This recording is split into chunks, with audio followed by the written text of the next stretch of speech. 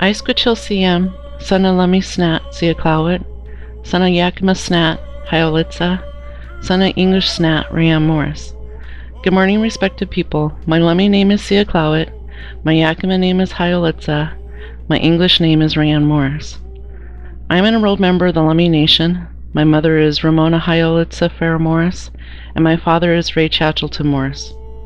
It is from my mother's side that I am Lumi, Yakima, Suquamish, Stillaguamish, Tulalip, Duwamish, Snoqualmie, Upper Skagit, and Haida Tlingit. It is also from my mother's side that I am a descendant of Chief Tiayish, Chief Ojai, and Chief Kamiakin, all of Yakima.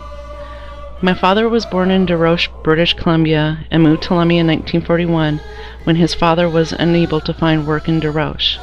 My father was 11. It is from my father's side that I am Stalo and Lumi. In June 2010, I graduated with highest honors and earned an associate's degree and a certificate in Native American Studies. I transferred to Western Washington University to obtain a bachelor's degree in political science. In order to further my education, I thought that Western was the only alternative. I attended Western for 4 quarters and transferred back to Northwest Indian College when I became aware of the bachelor's degree in Native Science. 1 quarter later, I learned of the BA Native Studies Leadership degree. I enrolled in the Native Studies Leadership program because I wanted to learn more about my heritage, my tribal history, and my tribal identity. My long-term educational goal is to attend law school, and ultimately, I want to work as an Indian lawyer in Indian country, defending tribal sovereignty. This presentation is about my Coast Salish Institute journey, what I thought I knew, what I learned, and where I go from here. Quechas, prepare yourself. Aishka. So how did I end up here? How did I end up in college? In 2008, I was bypassed for a promotion at work. Even though I had been on the job for 9 years, had more experience, and more knowledge, it still was not enough to overcome my agency promoting a less experienced Juanita male. Through this, I learned a hard lesson in discrimination and oppression. However, within months of not receiving the promotion, I enrolled at the Northwest Indian College.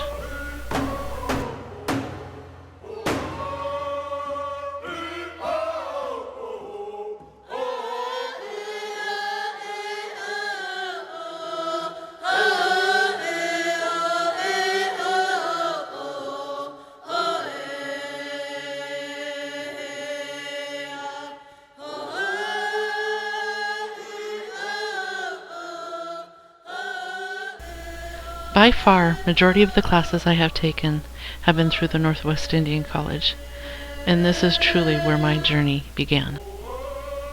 Even though my degree is called Native Studies Leadership, I had no idea I would learn so much about myself and discover the leader within me. Questions such as, who am I, grew into certainty.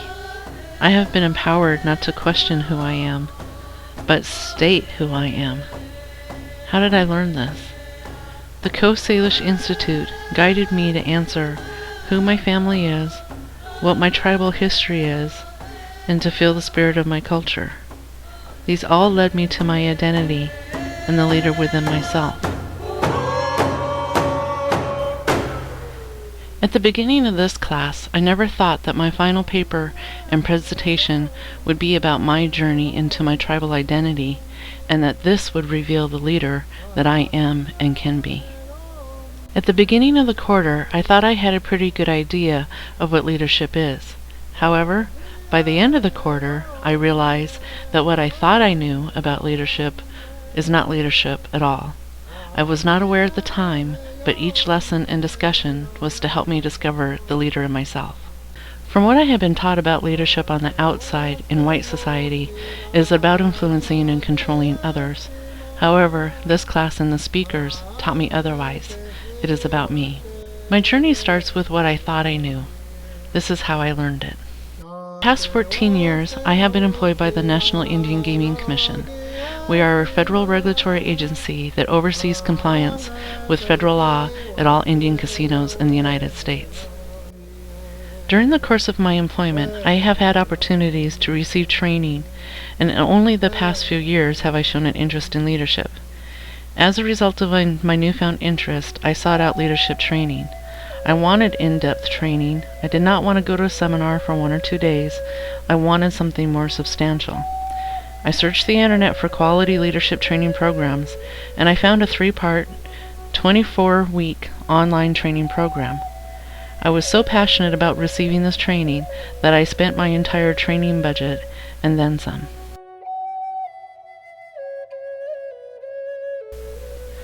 The online training was from the University of Notre Dame, Mendoza College of Business. The certificate program was called Executive Certificate in Leadership and Management. I was so excited when I received my course materials in the mail. These are a few of the professors I learned from. All have PhDs. The courses were broken down into 3 8-week courses: Effective Leadership, Leading Teams and Organizations, and Executive Leadership Strategies. Wow, how exciting. I was going to learn a lot. Over the next 24 weeks, I watched, read, and learned.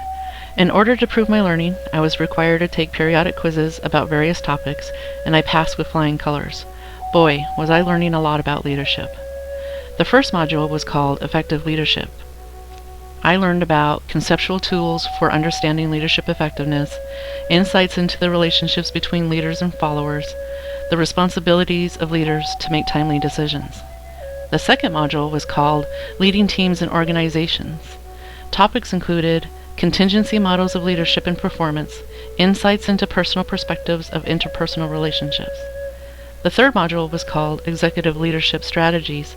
Topics included the executive as a strategic leader, business leadership, the rule of law, business leadership, telling the story.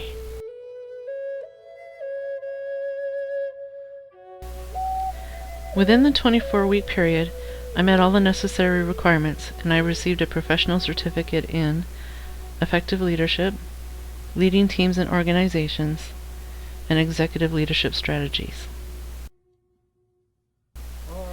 So, that's how I learned what I thought I knew about leadership. Since, I have been pretty happy with the information I learned until I took this class. As I reflect on my journey, I feel silly thinking that what I learned in Notre Dame was about leadership. Although I still maintain a sense of accomplishment in completing the Notre Dame classes, I no longer give credit of what I know about leadership to those courses. I give credit to the Northwest Indian College and the Coast Salish Institute.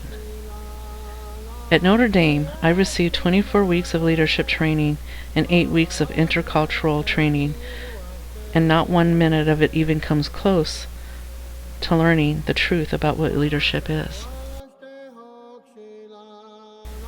Reflecting back on my journey in this class, I was not aware that I was on a journey, let alone on a journey to self-discovery of the leader in me. Unlike the professional training I received about leadership, this quarter taught me much, much more. My personal journey is centered on 3 main themes: knowing my culture, knowing where I come from, and knowing who I am, my tribal identity. Unknowingly, the class assignments, discussions, and exercises were all leading me towards these 3 things and discovering the leader in me. Over the years, I have often turned to self-help books to help me get through difficult times. I was searching for a source of strength and words of wisdom to get me through to the other side of my personal obstacles. Sometimes it helped for a short term, but nothing ever really helped me over a long period of time. I did not find what I was looking for in any self-help books, but I discovered that my culture gives me strength. The first time I felt the power of my culture is when I was standing on the shore at the Stomach grounds, watching over 80 canoes come ashore during the canoe journey. This was the year that Lemmy hosted the journey. I was having a difficult time at work with my Wenedum supervisor, and I was at a loss on how to handle the situation. I felt beat down and lost. As I stood on the shore with my mom and sister, something came over me, and I could feel the power all through my body and in my soul. I started to cry as I felt a sense of strength that I had never felt before. I knew that everything I needed was right in front of me. It was the spirit of my culture. I felt the same power when I went out on the canoe for the first time during this class. As a part of our learning, my classmates and I went out on a canoe. This was my first time paddling, and I was very scared. However, by the time we returned to shore, I felt strong, proud, happy, and grateful. I felt as if I released a bunch of negative emotions, and as a result, I felt peaceful. I cannot say that I have felt it many times before, but I knew that it was the spirit of my culture. The next lesson really helped me begin to think about knowing where I come from, referring to my family history. This lesson really taught me how much I don't know and how much I need to know. I definitely know more about my relations than I did when I started. However, this will be an ongoing task to keep me learning more and more. Even though I still have a lot to learn, I now feel and see connections that I have, which have given me a sense of belonging. I have often heard, "Know who you are." However, the lessons and speakers in this class gave it a much deeper meaning than ever before. Knowing who I am began to tie together with what I learned during this class. It tied together my culture and my history. My aha moment came on the evening we had the guest speaker, Swilcanum. Specifically, what spoke to me was when Swilcanum spoke about our core: truth, feelings, significance, and choice. In truth, we are leaders. We lead from truth because we know who we are. Who I am is the truth. Within our truth lies our sovereignty and culture. Swilcanum explained that part of our culture is being aware of what people around us are feeling. In the truth, our feelings are not validated by circumstance. Our feelings are our feelings. Significance is a part of knowing who you are. He said that we will be able to recognize our significance when we are willing to acknowledge our relationship to our culture, when we acknowledge our relationship to the ancestry, and when we live in the truth and the feelings that go along with that. Furthermore, our personal significance is in our relationships of who we are. Our truth, feelings, significance leaves us with choice. Swilcanum also pointed out that it doesn't take much to attack our sovereignty. An attack on our sovereignty is an annihilation of one or more of the following: our truth, our feelings, our significance, and our choice. If we, in ourselves, know our own truth, we can feel our own feelings, recognize our own significance, and make choices based on that. That is leadership. Swilcanum spoke of leadership specifically and said, "To become a leader of your own life means to embrace your own genetic memory of who you are." Yes, there is a genetic memory of who you are. If you look inside yourself, who you are is right there. It is not a lie.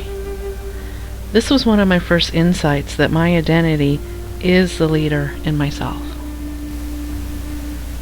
Swilcanum's advice to me about struggle was a tremendous help. He said that there is no way to be myself out there without struggle, but it's okay to struggle because I'm not alone. He said that even my closest friends will perceive me as the enemy without even knowing it. However, I need to remember that I have a refuge.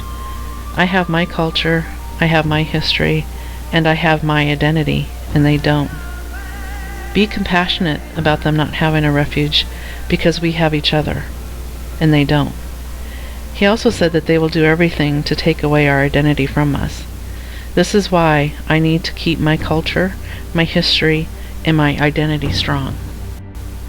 Swilcanum said, if you take away our significance, our relationship to one another, our feelings, our choice, we don't exist.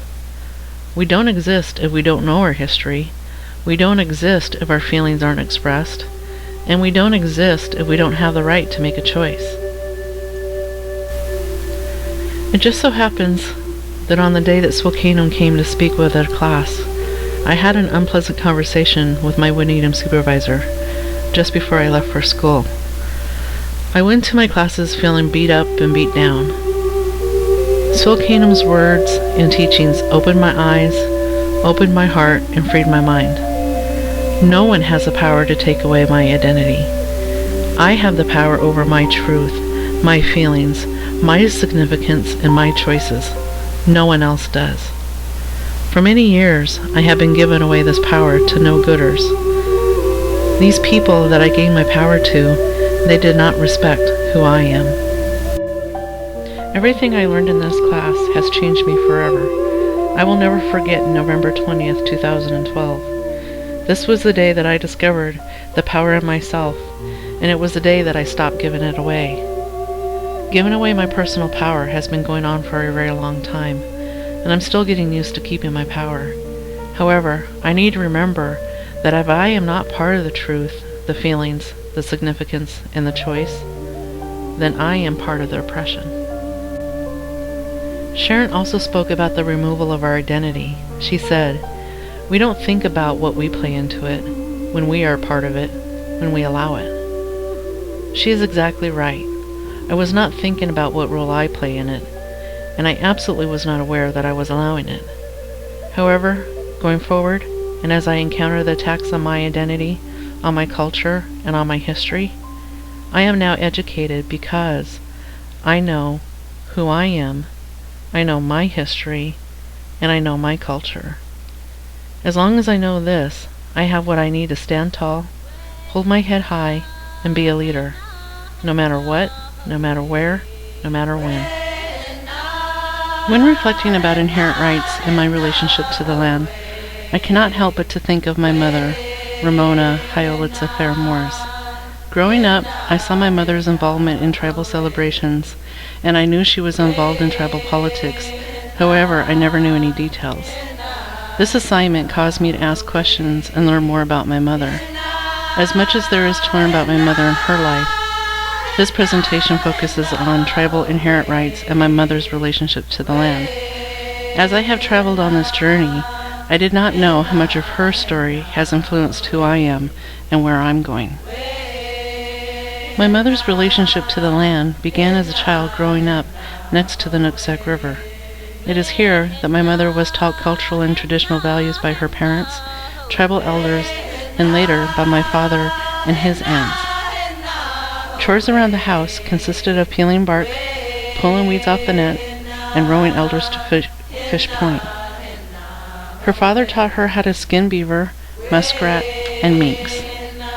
The elders in the village taught my mother how to make baskets from the bark, and her father dried and sold the bark to the army. My mother's definition of inherent rights comes from her Chilean way of life. She grew up with the ability to hunt, fish, gather, and our leaders were able to control our lands without any restrictions. Now, we need a license to hunt and fish. Furthermore, we cannot hunt, fish, and gather as much as we need, where we want, and when we want. For example, we can only camp and gather in publicly designated areas. When Whatcom County issues a burn ban, we cannot build a fire on the beach. In addition to reservation boundaries, we are even more limited off reservation. Today, many of our inherent rights are regulated by the state and dictated by federal laws. Our inherent rights have been marginalized according to everyone else's federal and state wishes. My mother participated in protecting numerous inherent rights. However, we spoke of only a few, skimming the surface. Some of the battles were lost, and some were won. Whether or not the battles were lost, my mother and many other Lummi leaders were there trying. My mother served 2 terms on the Lummi Tribal Council, beginning in 1972. However, my mother was involved with tribal issues and fighting for inherent rights, much longer than she served on council. My mother spent a large number of years working on tribal issues and protecting inherent rights. In later years, she also worked with my late sister, Raynette Lashayette Morris Finkbonner. This presentation will only focus on a few of the issues my mother participated in. One of the issues my mother was involved in fighting, the IRS, against taxation on treaty fishing income. The IRS alleged that several Lummi fishermen owed from their fishing income. In the end, the tribes won this battle, However, it took a long 8 years to do so. The IRS was seeking back taxes from 17 Lummies as far back as 1982. The IRS alleged that one Lummy owed $900,000. 16 Lummies faced charges in U.S. tax court for more than $300,000. The Justice Department sided with IRS, while BIA sided with Lummy.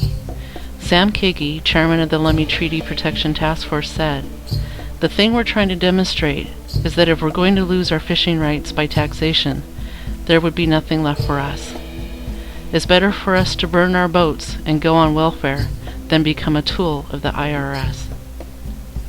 Because of the hard work and dedication of many Lummies and many other tribes, today, tribal fishermen do not pay income tax on monies earned from fishing and shellfish. My mother and sister were instrumental in another tribal cause, self-governance. In the beginning, it was referred to as a self-demonstration project. This was an effort to fight for the right to govern ourselves. During this time, the mid-1970s, the BIA had a lot of power and control over tribal affairs. And to add insult to injury, they were not doing a good job. Lummy and other tribes set out to obtain the ability to make our own decisions without BIA thinking for us. Prior to self-governance, Lummy was required to send copies of the Tribal Council meeting minutes to the BIA for approval. Election recalls had to go through and be resolved through BIA. Tribes had the ability to make their own decisions regarding their own government and health care. As my mom said it, we don't need BIA approval from running our own government. Considering my mother was only on Tribal Council from 1972 to 1977, I wondered why she got involved in tribal protection right issues. While serving on Tribal Council, she felt obligated because she felt that things could be better and different. But first and foremost, she wanted to preserve and protect our heritage, which she was taught to value. Growing up, she was taught that if she can, try to fix wrongs, and she saw a lot of tribal rights that were being threatened, and it was wrong. She was always encouraged by elders to stand up and speak, and so she did. She was committed because of the children in our community.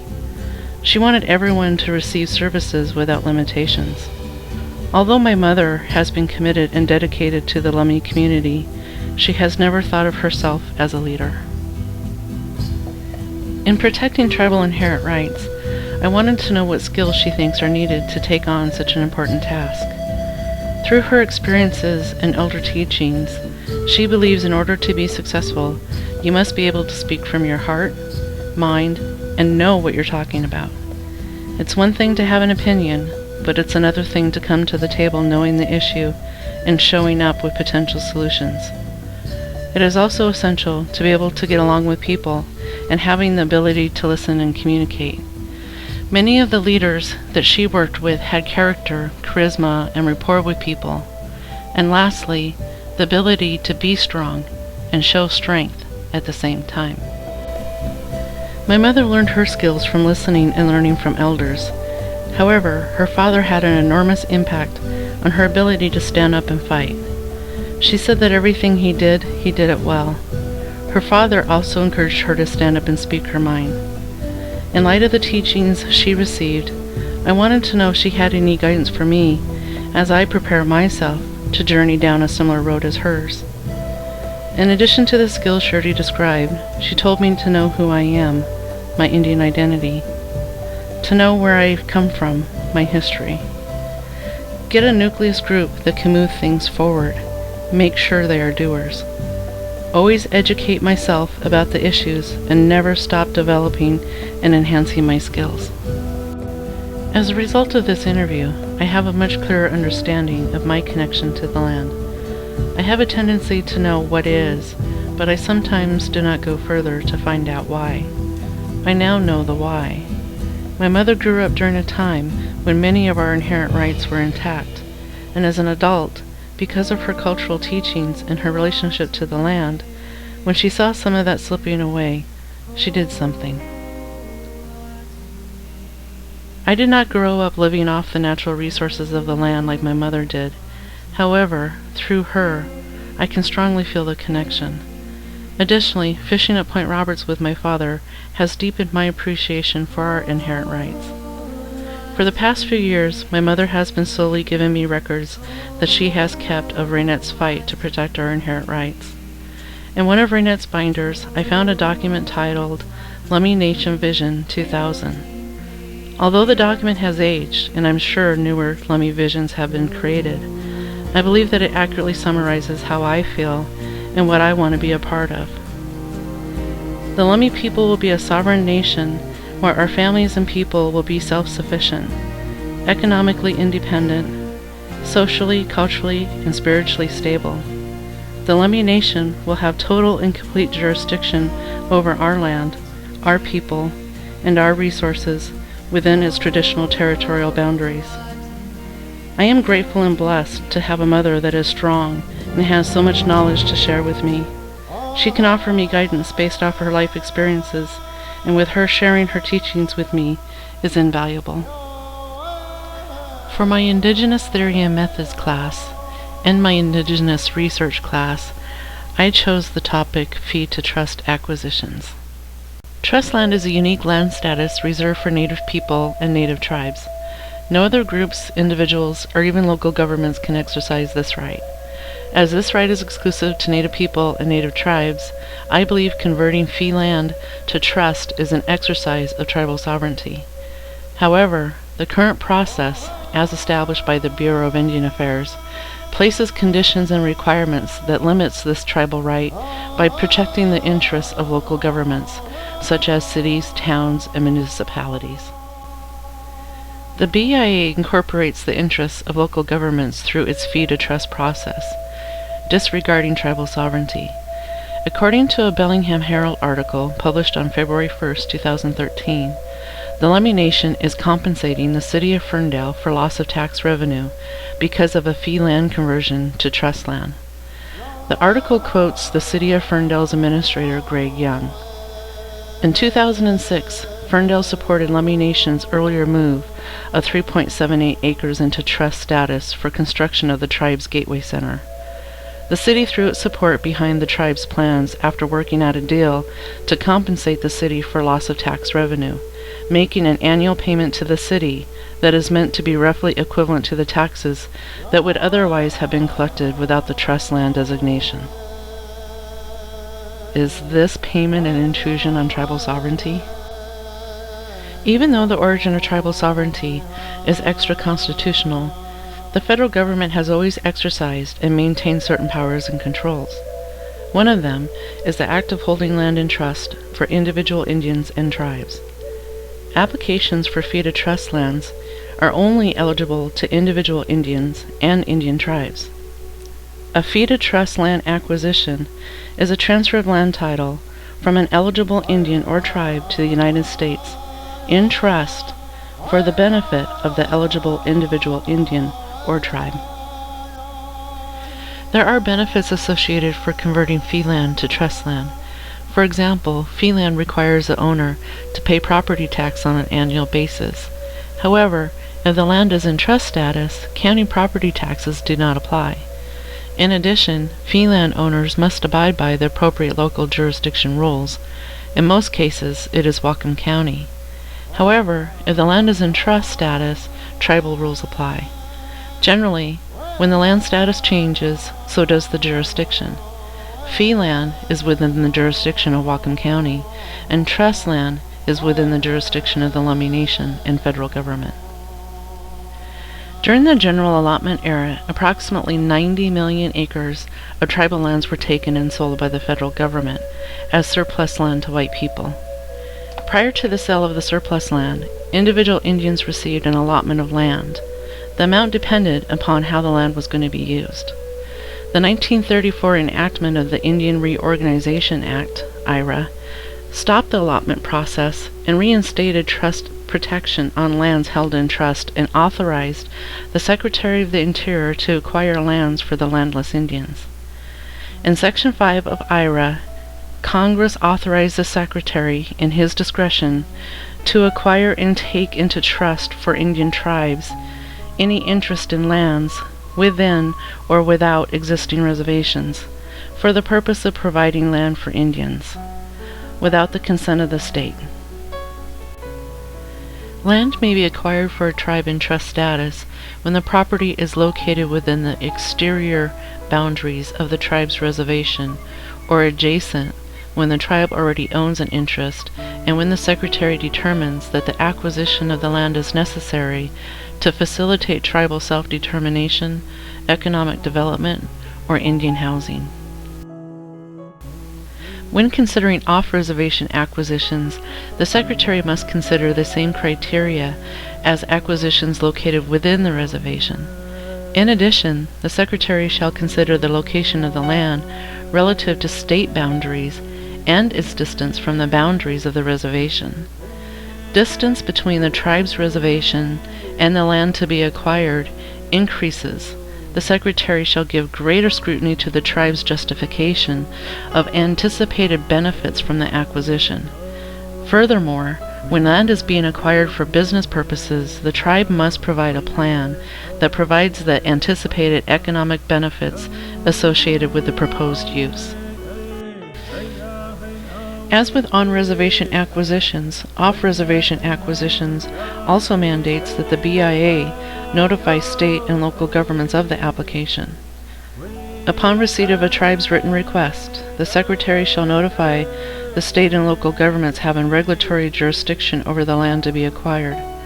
The notice shall inform state and local government that each will be given 30 days to provide written comment as to the acquisition's potential impacts on regulatory jurisdiction, real property taxes, and special assessments.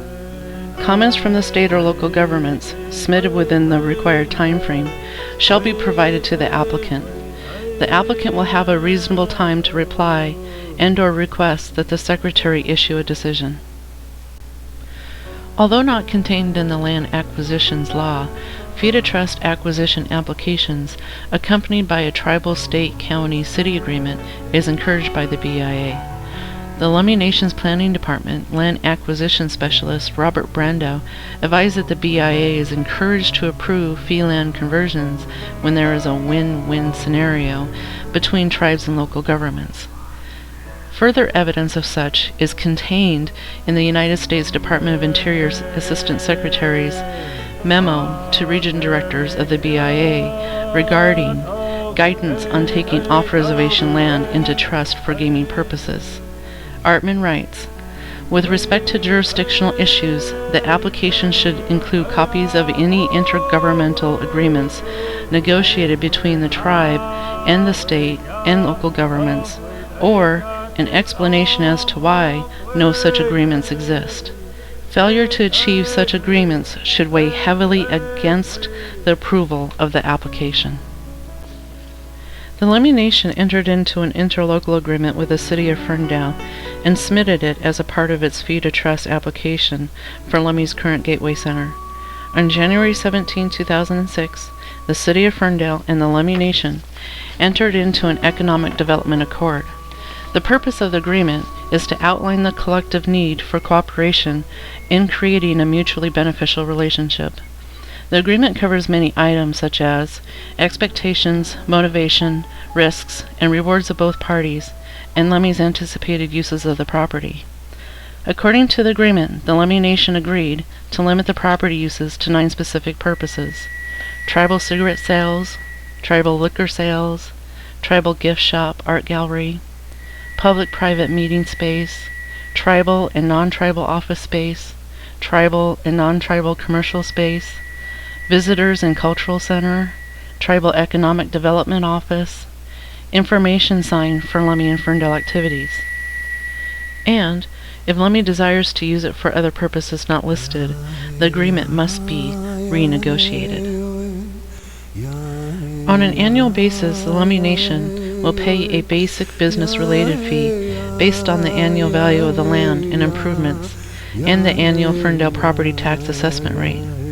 On a quarterly basis, the Lummi Nation will pay an incremental business-related fee based on Ferndale's current retail sales tax rate of products or merchandise. In addition to payment, the Lummi Nation will provide Ferndale a certified statement of the prior year's revenue. After reviewing the federal law regarding land acquisitions and Lummi's agreement with Ferndale, I view the inclusion of local governments as a part of the acquisition process as an intrusion of our tribal sovereignty. I do not believe that the intent of IRA was to ensure that local governments retained their property tax revenue or guarantees of forever payments for future financial losses. Rather, I view IRA as an opportunity for tribes to regain some of the lands that were taken by the federal government and white settlers, especially lands adjacent to the current reservation. In fact, when the Secretary is making a trust acquisition decision, the Secretary is to consider whether the acquisition facilitates tribal self-determination and economic development.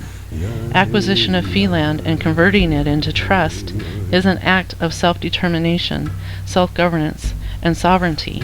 However, that is not what it is today. When I first read the Bellingham Herald article about the Lummi Nation entering into an agreement with the city of Ferndale for their loss of tax revenue, I believed that my tribe was the bad guy. Perhaps we still are. However, I did not know that the BIA created a process that encourages a tribe to satisfy the needs, losses, concerns of a local government when applying for fee-to-trust acquisitions. Tribal people have been through removal, treaty making, assimilation, termination, and self-determination. During the majority of our history, we have less than what we started with. We have not been made whole by federal Indian policy. There are some instances in which the government recognizes our status as a nation with self-governance responsibilities. However, the federal government has failed to do this with the BIA's land acquisition law. In fact, this is demonstrated in the land acquisition policy. The Secretary shall give greater scrutiny to the tribe's justification of anticipated benefits from the acquisition, and the Secretary shall give greater weight to the concerns raised by state or local governments. Who is the beneficiary of the requirement is to provide greater scrutiny to the tribe and to apply greater weight to the concerns of a local government? Whose interests are being protected? The Lummi Nation ventured into a project with a goal to provide business opportunities for it and for Lummi tribal members.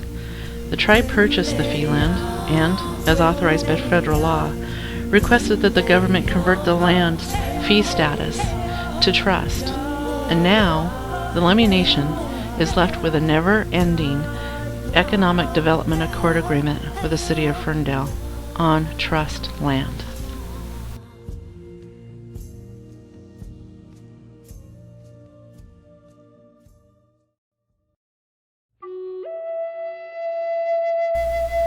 A traditional leader is one that is connected to their identity, their heritage, their culture, and their community. In knowing their identity, traditional leaders not only know their Indian name, they know where it comes from and what it's entitled to. They are taught by their family, parents, aunts, uncles, and other relatives. Leadership starts at the moment of conception, and we spend our lives on a journey that takes us back to the beginning. You have to know who you are in order to know how to behave. For example, I am an enrolled Lummi, but I am also Yakima. I learned from Tom Sampson that I need to know each of these identities so that when I am at Lummi, I know how to behave, and when I'm at Yakima, I know how to behave. Traditional leaders know their community. As a traditional leader, one must learn to listen. Sometimes this is the hardest to do, because everyone may not be a fan of yours. Tom said that you can read all the books that you want about leadership, but you have to understand the community to understand what is around you. He suggests to sit and talk to all sorts of people from the community. Sit and listen to people that might not like you. They might be on drugs or alcohol. It doesn't matter. Traditional leaders listens to all. All types are part of the community that you live in, and they all matter. I learned that a traditional leader needs to have feelings. Understand that some people need to be told, "Hey, I love you. I think you are beautiful. I think you are a wonderful person." Offer help. If you ever need my help, just ask me. One important activity missing from a traditional society is that we don't visit people anymore. We don't visit one another. Traditional leaders are honest, credible, and have integrity. Set an example and be a good spiritual leader. Be a person that people come to without fear. You have to create this within yourself. Prepare yourself. When resolving issues or problems, traditional leaders seek guidance from leaders from their own house or within the community. Traditional leaders did not do it on their own. They needed their community and family.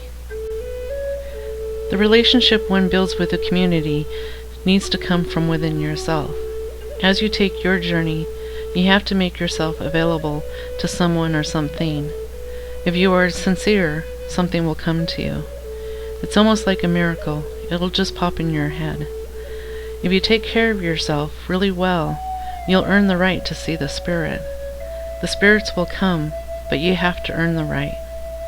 The spirits can come in different ways. It can be a thought or a dream. There's no set way. It's your way. If you want to see what you are looking for, you have to work for it and learn how to trust.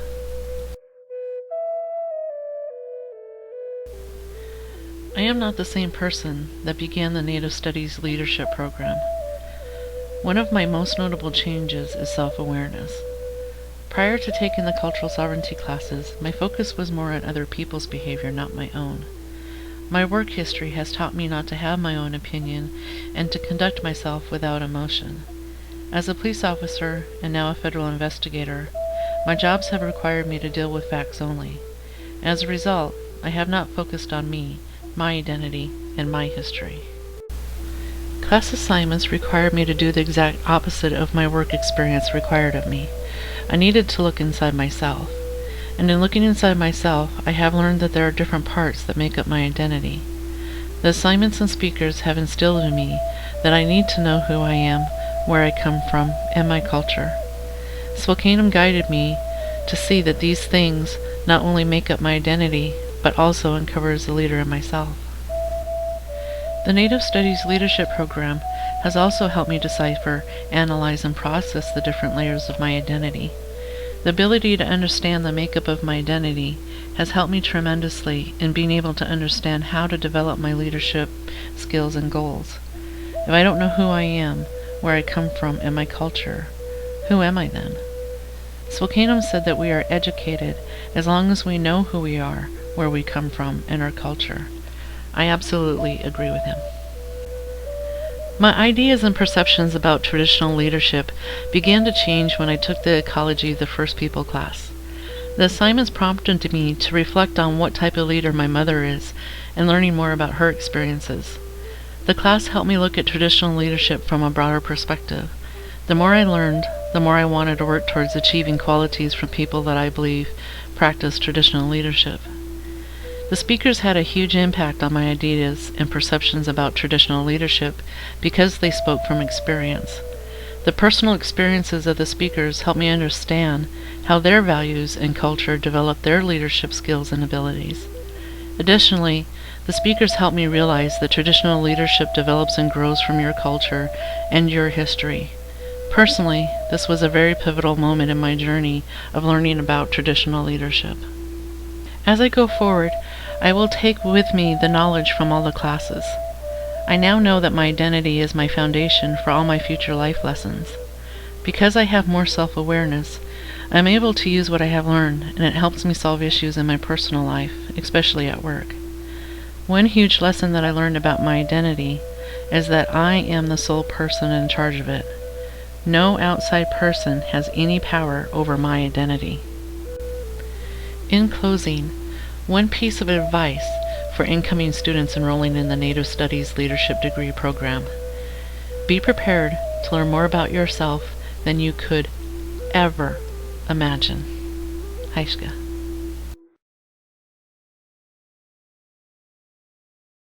Glory, glory, hallelujah.